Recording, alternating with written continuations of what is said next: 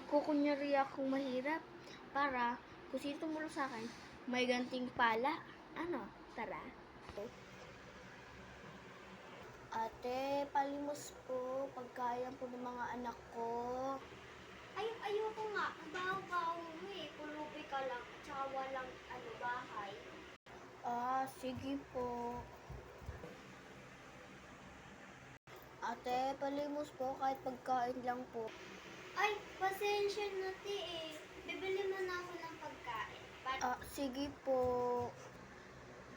Ay, maraming salamat sa init. Pagpalain ka ng Diyos. Sige po. Alis na po ako. Dadating ka pala ang kliyente ko. Tapos, titignan ko sino ang mabait na bibigyan ko ng kumpanya nito. So,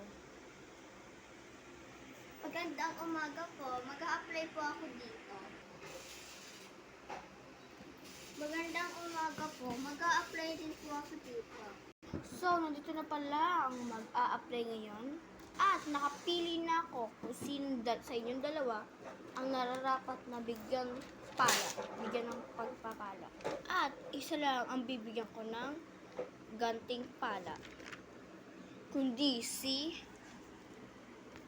Ellie. Ikaw ang ganting pala. Salamat po!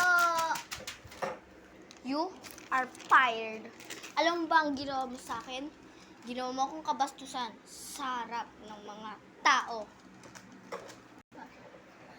Wait lang po. Pasensya na po. Bigyan na naman po ako ng chance. Sige, bibigyan kita ng chance. Kaso, maglilinis ka lang ng buong building.